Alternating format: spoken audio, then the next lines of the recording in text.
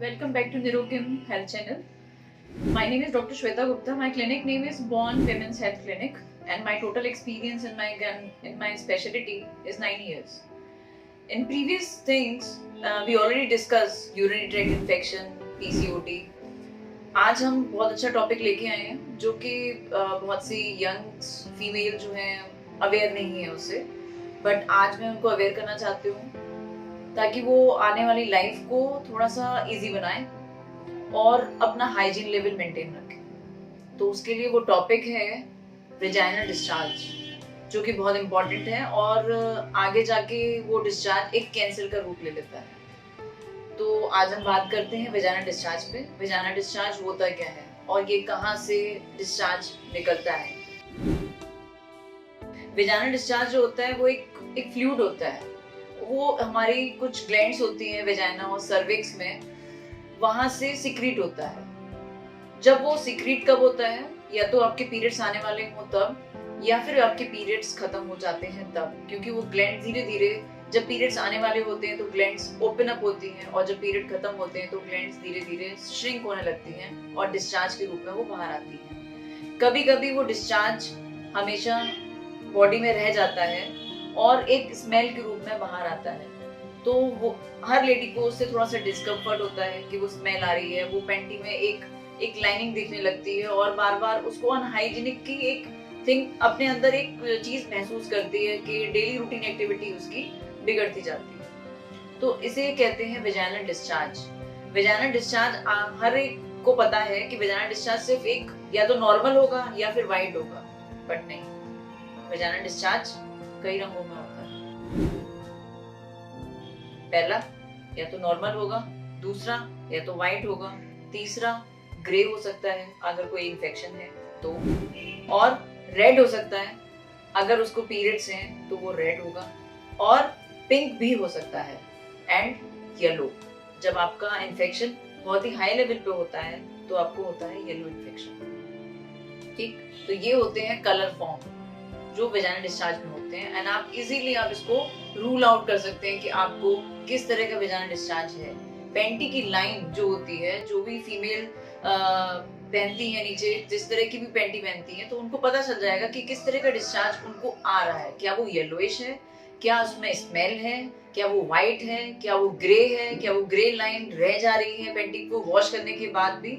तो आपको पता चलेगा वेजाइनल डिस्चार्ज मुझे किस तरीके का हो रहा है, और उससे आप पता कर सकते हो कि वेजाइनल डिस्चार्ज कौन से इन्फेक्शन से हो रहा है। क्या वो बैक्टीरियल इन्फेक्शन है, क्या वो किसी वायरस का इन्फेक्शन है, क्या वो एक फंगस का इन्फेक्शन है। ये तीन चीजें होती हैं जिस तरह से हमें एक फीमेल को हम रूल आउट करते हैं कि किस तरह का वेजाइनल डिस्चार्ज उसे हो रहा है। अब हम बात करते हैं आने वाले सिम्टम्स की। कैसे पता चलेगा कि वो वेजाइनल डिस्चार्ज है। सिम्टम्स, पहली चीज होती है इरिटेशन होना, बार बार डिस्चार्ज का आना। आपको कभी कभी होता है कि इतना डिस्चार्ज होता है कि बहुत सी फीमेल्स को पैड लगाने की जरूरत पड़ जाती है। स्मेल आना, वॉश करने के बाद भी आपको एक स्मेल रहती है, तो वो भी एक वेजाइनल डिस्चार्ज का सिम्टम होता है। इरिटेशन होना, फ्रॉथिंग होना, किसी किसी को डिस्चार्ज होता है एकदम जैसे कर्ड जैसा डिस्चार्ज होता है। अगर उसको वैसा डिस्चार्ज आ रहा है बार बार क्लीन करने पर भी या वॉशरूम जाने पर भी एक डिस्चार्ज की एक लेयर सी बाहर आती है, तो वो भी एक तरह का इन्फेक्शन होता है। वो एक तरीके का बैक्टीरियल इन्फेक्शन होता है जिसमें ये चीज हमें देखने को मिलती है। दूसरी चीज होती है कि आपकी जो वेजाइनल पार्ट होता है वो आपको धीरे धीरे सॉलन हो रहा हो, वहां पे सूजन आ रही हो या रेड हो रहा हो, या फिर आपको वहां से जलन की चीज आपको महसूस होती है। जब यूरिन आप पास करते हैं उसके बाद भी आपको जलन रहती हो, तो ये चीज एक वेजाइनल डिस्चार्ज का ही एक पार्ट होती है। ये सिम्टम्स होते हैं। ठीक, और पेशाब में बार बार जलन होना, ये सबसे इम्पोर्टेंट पार्ट होता है वेजाइनल डिस्चार्ज का। जो फीमेल ये बताती है कि हमें सिर्फ सफेद पानी जा रहा है, हमें धात गिर रही है, तो धात गिर रही है तो क्या, किस फॉर्म में गिर रही है, और उसको इन्फेक्शन है तो क्या उसके पार्टनर को कोई इन्फेक्शन तो नहीं है, क्या आपको जो इन्फेक्शन हो रहा है वो आपके पार्टनर से तो नहीं हो रहा। तो ये सब चीजें वेजाइनल डिस्चार्ज के अंदर ही आती हैं। तो वेजाइनल डिस्चार्ज को इतना लाइटली नहीं लेना है।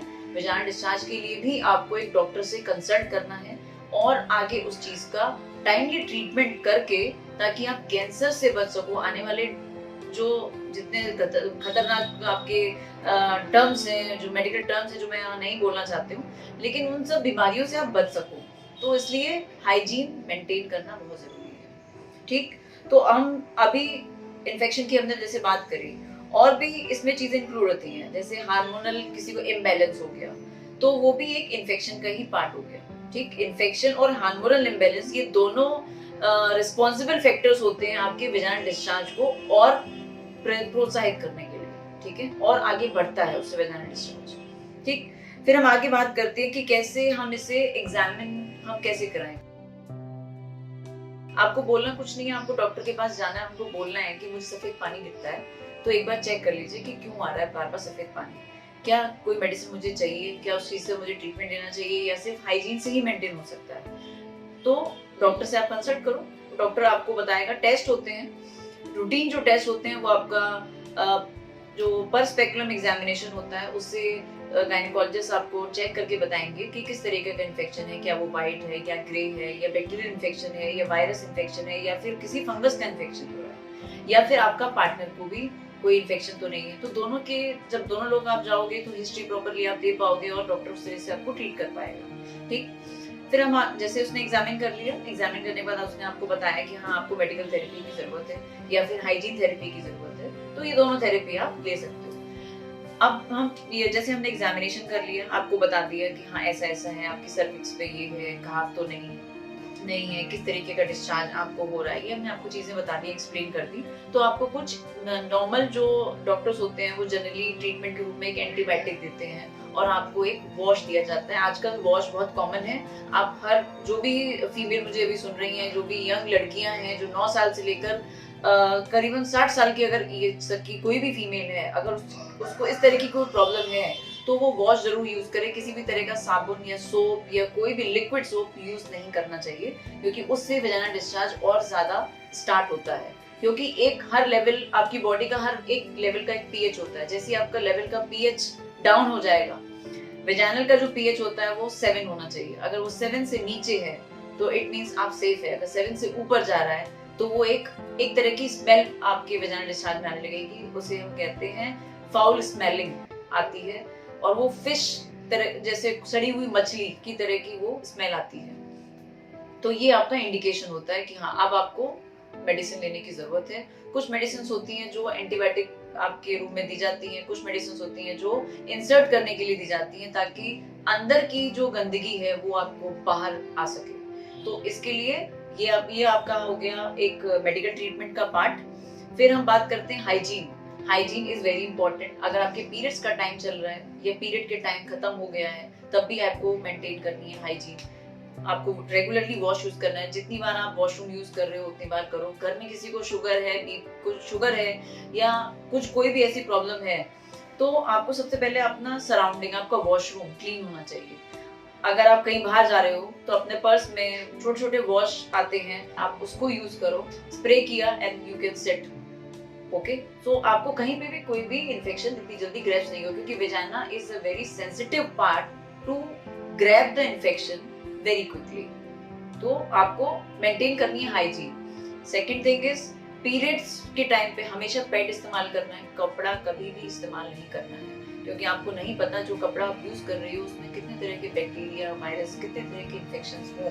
क्या पता आपको उसी से ही इन्फेक्शन हो जाए और आप तरह तरह की दवाइयां खा लो। ठीक है, तो आपको पीरियड के दौरान हमेशा पैड यूज करना है, कपड़ा यूज नहीं करना। तीसरी चीज है हाइजीन मेंटेन करने के लिए और क्या करना चाहिए, हमेशा जब भी आप वॉश करते हो तो आपको पीछे से लेकर आगे वॉश करना है। जब भी आप यूरिन आपने किया, अगर आपके पास नॉर्मल कोई वाइप है या कोई भी कपड़ा है या कोई भी टिश्यू पेपर आप यूज कर रहे हो तो उसको थोड़ा सा वेट करो और पीछे जो आपका पॉटी का एरिया होता है वहां से लेकर पूरे वेजाइनल एरिया को क्लीन करना चाहिए, ताकि आपका सारा इन्फेक्शन एक बार में आउट हो गया और फिर आपने वॉश कर लिया। वॉश करने के बाद आपको कभी भी इस तरह की कोई भी प्रॉब्लम नहीं आएगी, कभी भी आपको वेजिनाइटिस नहीं हो सकती, आपको रेडनेस, इरिटेशन, बार बार आपको नीचे बर्निंग होना, ये सब चीजें कभी भी आपको फील नहीं होंगी। चौथी चीज, ये तो मैंने आपको बताया कि सोप आपको यूज करना है, वॉश वगैरह यूज करना है।